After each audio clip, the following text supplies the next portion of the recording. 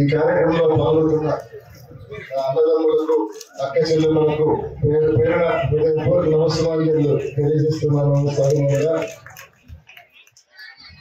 ఈ ఎన్నికలు చంద్రబాబు, బీజేపీ, జనసేన, పరోక్షంగా కాంగ్రెస్ వీళ్ళంతా ప్రకటనలో ఒక్కసారి ఆలోచించండి అన్న, ఒక్కసారి ఆలోచించండి అక్క.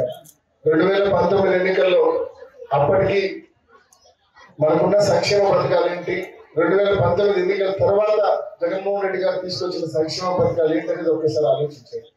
మనకు దివంగత ముఖ్యమంత్రి డాక్టర్ వైఎస్ రాజశేఖర రెడ్డి గారి హయాంలో ఆరోగ్యశ్రీ, ఫీజు రీయింబర్స్మెంట్, అదేవిధంగా 108 ఇటువంటి మంచి పథకాలు మనకు తీసుకొని వచ్చారు. ఆయన చనిపోయిన తర్వాత 10 ఏళ్ళుగా ఎటువంటి కొత్త పథకాలు రాలేదు. మళ్ళీ జగన్ ముఖ్యమంత్రి అయిన తర్వాత ఆ పథకాలన్నీ కూడా కొనసాగిస్తూ మరోవైపు అమ్మఒడి, ఆసరా, చేయూత, ఈబీసీ నేస్తం, రైతు భరోసా ఇట్లా ఎన్నో కొత్త పథకాలు తీసుకొచ్చి పేదవాళ్లకు తోడుగా నిలబడ్డారు. పేదవాళ్లకు వీలైనంత సహాయం చేశారు జగనన్న.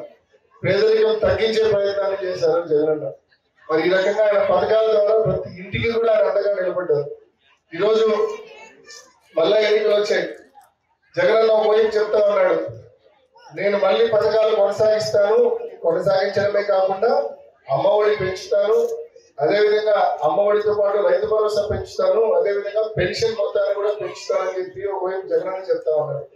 మరోవైపు చంద్రబాబు నాయుడు గారు కూడా మేనిఫెస్టో విడుదల చేశారు ఒక వారం రోజుల క్రితం. కానీ మేనిఫెస్టోని ఎవరు పట్టించుకోవడం లేదు, ఎవరు సీరియస్ గా తీసుకోవడం లేదు. కారణం ఒక్కటే, జగన్మోహన్ రెడ్డి గారికి విశ్వసనీయత ఉంది. చెప్తే చేస్తాడు, చేసేదే చెప్తాడనే నమ్మకం జనాల్లో ఉంది జగన్మోహన్ రెడ్డి గారి పైన. చంద్రబాబు నాయుడు గారికి లేదు. కాబట్టి ఆయన మేనిఫెస్టో ఎవరు సీరియస్ గా తీసుకోవడం లేదు, ఎవరు నమ్మడం లేదు. ఇన్ఫాక్ట్ మనం నమ్మడం సంగతి దేవుడు ఎరుగు. నరేంద్ర మోడీ గారు నమ్మడం లేదు ఆయన మేనిఫెస్టోలో. వాళ్ళు వారం క్రితం రిలీజ్ చేసిన ఆ ఉమ్మడి మేనిఫెస్టో ఏదైతే ఉందో అందులో మోడీ గారి ఫోటోనే లేదు. మోడీ గారే నమ్మడం లేదు ఆ మేనిఫెస్టోలో. ఇంకా మనమేం నమ్ముతాం ఆ మేనిఫెస్టో? కాబట్టి ప్రతి ఒక్కరు కూడా విజ్ఞతతో ఆలోచించారు. ప్రతి ఒక్కరు కూడా ఈ ఎల్లో మీడియా దుష్ప్రచారానికో లేకుంటే ఈ కూటమి దుష్ప్రచారానికో ఏ ఒక్కరు ప్రభావితం కావద్దండి. ఎందుకంటే టీవీ ఆన్ చేస్తే చాలు ఆ TV5, ABN వీళ్ళు విపరీతంగా జగన్మోహన్ రెడ్డి గారి పైన దుష్ప్రచారం చేస్తా ఉంటారు. వైఎస్ఆర్సీపీ నాయకుల పైన దుష్ప్రచారం చేస్తా ఉంటారు. ఉన్నవి లేనట్టు చెప్తారు, లేని ఉన్నట్టు చెప్తారు, విపరీతమైన ప్రచారం చేస్తారు. ఇవేమి నమ్మొద్దని చెప్పి మనందరూ మనవి చేస్తా ఉన్నాం. ఈరోజు చంద్రబాబు నాయుడు గారి వైఖరి గురించి 2 ఉదాహరణలు చెప్తాను. పెన్షన్లు మార్చి నెల వరకు మీ ఇళ్ళ దగ్గరికే పెన్షన్ వచ్చిన మాట వాస్తవం. వాలంటీర్లు మీ ఇంటి దగ్గరికే పెన్షన్ తెచ్చిన మాట వాస్తవం. మార్చి 16 ఎన్నికల కోడ్ మొదలయ్యాక చంద్రబాబు ఒక కంప్లైంట్ పెట్టించాడు ఎన్నికల కమిషన్ లో.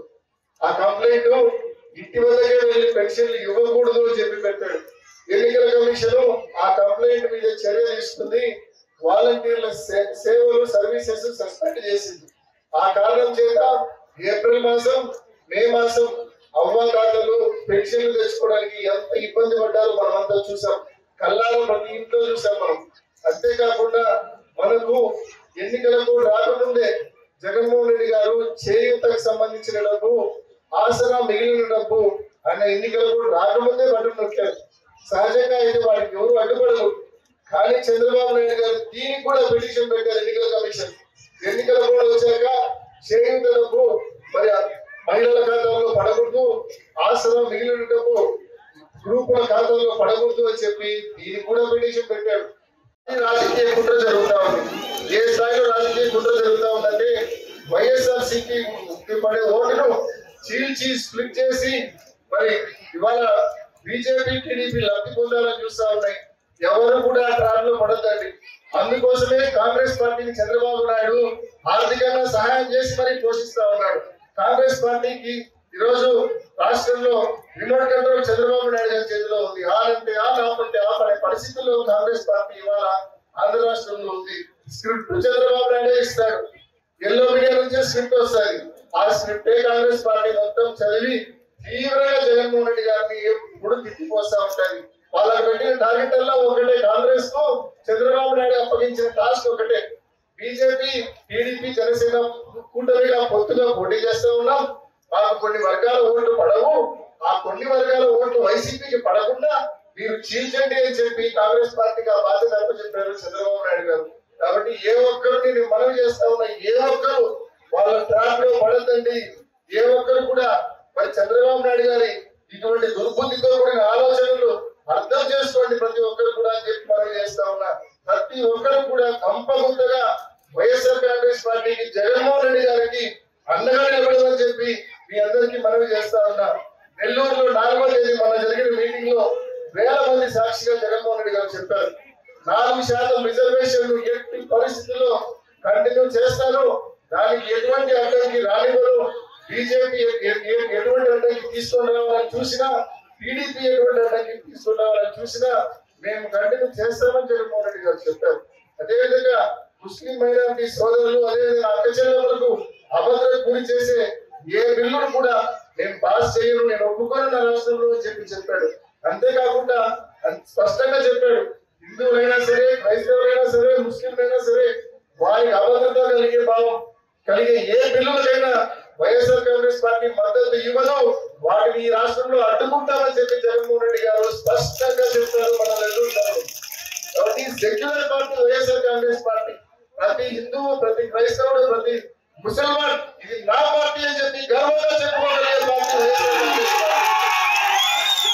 కాబట్టి ఈరోజు చంద్రబాబు నాయుడు గారి కుట్రలు, చంద్రబాబు నాయుడు గారి ఆలోచనలు ఏదైతే కాంగ్రెస్ పార్టీ ద్వారా కొన్ని వర్గాల ఓట్లు వైఎస్ఆర్ కాంగ్రెస్ పార్టీకి పడకుండా చీల్చాలని ఏదైతే కుట్రలు పడుతూ ఉన్నాడో ఆ కుట్రలను ప్రతి ఒక్కరూ అర్థం చేసుకొని తిప్పికొట్టమని అందరూ ఏకపక్షంగా వైఎస్ఆర్ కాంగ్రెస్ పార్టీకి జగన్కు అండగా నిలబడమని చెప్పి పేరు పేరున ప్రతి ఒక్కరిని కూడా మనవి చేసుకుంటూ ఇవాళ 10,000 అభివృద్ధి జగన్ హయాంలో జరిగిన విషయం ప్రతి ఒక్కరూ గమనించండి. దాదాపు 136 కోట్ల రూపాయలు నిధులు మంజూరు చేశారు. అందులో 60 కోట్ల రూపాయల పనులు కూడా పూర్తయ్యాయి. మరొక 75 కోట్ల రూపాయల పనులు ఇంకా పెండింగ్ ఉన్నాయి, చేయవలసి ఉన్నాయి. అంతేకాకుండా ఆర్టీఓ ఆఫీస్ బద్వేలుగా తీసుకొని వచ్చారు, రాజపేటలో లేకుండా బద్వేలుగా తీసుకొని వచ్చారు. అదేవిధంగా సెంచరీ ప్లై పరిశ్రమ తెచ్చారు. ఇరిగేషన్ కి సంబంధించిన పనులు చాలా జరుగుతా ఉన్నాయి. గడిచిన 5 ఏళ్లలో 3 సార్లు బ్రహ్మసాగర్ ఫుల్ ట్యాంక్ నింపారు జగన్మోహన్ రెడ్డి గారు. ఈ రకంగా బద్వేలు నియోజకవర్గానికి మంచి జరుగుతూ ఉంది. ఒకవైపు సంక్షేమ పథకాలు, ఒకవైపు అభివృద్ధి, రెండు కూడా సమపాలనలు జగన్ ప్రభుత్వంలో ముందుకెళ్తా ఉన్న విషయాన్ని ప్రతి ఒక్కరు గమనించమని కోరుకుంటూ తప్పకుండా ఈ అభివృద్ధి కొనసాగాల. ఆ మిగిలిన 76 కోట్ల రూపాయల పనులు ఏవైతే రోడ్లు, డ్రైన్లకు సంబంధించి ఆ మిగిలిన 76 కోట్ల రూపాయలు 136 కోట్లలో 60 కోట్ల రూపాయల పనులు అయిపోయినాయి. ఇంకా 76 కోట్ల రూపాయలు పెండింగ్ ఉన్నాయి. ఆ 76 కోట్ల రూపాయలు పనులు కూడా పూర్తయితే కంప్లీట్ గా రోడ్లు, డ్రైన్ల సమస్య పూర్తిగా తీరుతుందనే విషయాన్ని కూడా మీ అందరికీ మనవి చేస్తూ ఈ అభివృద్ధి కొనసాగాల, ఈ సంక్షేమ పథకాలు కొనసాగాల, మరింత మెరుగ్గా సంక్షేమ పథకాలు రావాలి అంటే తప్పకుండా మన జిల్లా వాడు, మన ముందుంటే మన నాయకుడు జగన్మోహన్ రెడ్డి గారు ఈ రాష్ట్రానికి ముఖ్యమంత్రి కావాల్సిన అవసరం ఎంతైనా ఉందనే విషయాన్ని మీ అందరికీ మనం మనవి చేస్తూ తప్పకుండా మీ అందరి ఆశీస్సులు, ఆదరాభిమానాలు జగనన్నపై ఉంచమని, కానుగుర్తుకు ఓటేయమని ఎమ్మెల్యే అభ్యర్థిగా పోటీ చేస్తున్న డాక్టర్ సుధమ్మ గారికి, అదేవిధంగా ఎంపీ అభ్యర్థిగా పోటీ చేస్తున్న నాకు అవినాష్ రెడ్డికి మీ అందరి ఆదరణ, మీ అందరి ఆశీస్సులు అందించి కానుగుర్తుపై ఓటు వేయించి అఖండమైన మెజారిటీతో గెలిపించమని ప్రతి ఒక్కరిని పేరు పేరున మనవి చేసుకుంటూ ముగిస్తున్నాను.